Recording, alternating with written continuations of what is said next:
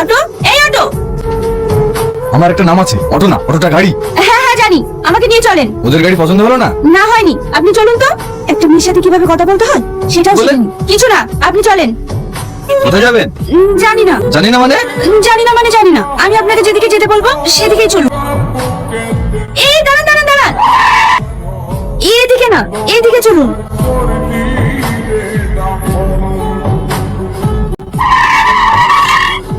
চলে এসেছি, নামুন।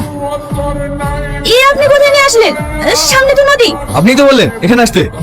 না না, পেছনে চলুন। উঠুন। এইদিকে। আপনি নামুন তো, আমি আর কোথাও যেতে পারবো না। কোথায় যাবে না যাবে সঠিকভাবে বলতে পারছে না। একবার এদিকে একবার ওদিকে। আপনি আমার ভাড়াটা দিন, আমি চলে যাবো। আমি আর আপনার গাড়িতে যাবো না, এই নিন আপনার ভাড়া। এখানকার মানুষ যে এত খারাপ হয় আগে জানতাম না। কি হলো, কাঁদছেন কেন? সেটা আপনার জানার দরকার নাই। একটা কথা বলুন তো, আপনি কোথা থেকে এসেছেন আর আপনি যাবেন কোথায়? জানি না, এখন আমি কোথায় যাব।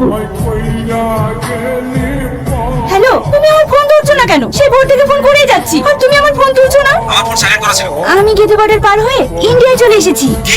তোমাকে এত নিষেধ করা সত্ত্বেও চলে এসেছো? এখন আমি কোন দিকে যাব? দেখো, আমাদের এই সম্পর্ক আমার ফ্যামিলি কখনোই মেনে নেবে না। তুমি বাংলাদেশে ফিরে যাও। কি?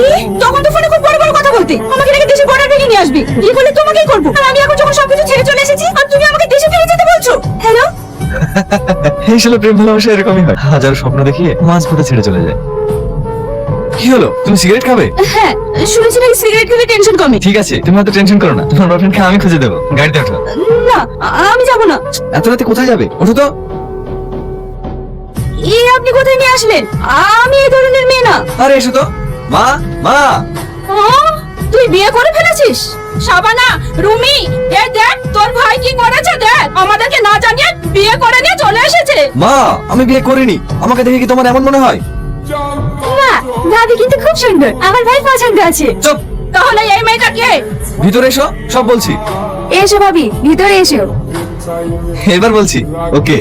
থাক, তোকে আর বলতে হবে না, আমরা ওর মুখ থেকে সব শুনেছি। তুমি কোনো চিন্তা করো না মা, তোমার বয়ফ্রেন্ডকে যতদিন খুঁজে না পাচ্ছ ততদিন তুমি এই বাড়িতেই থেকো। নাও খাওয়া শুরু করো। আরে তুই ওর বয়ফ্রেন্ডকে খুঁজে পেতে সাহায্য করবি, কারণ ও এখানকার কিচ্ছু চেনে না।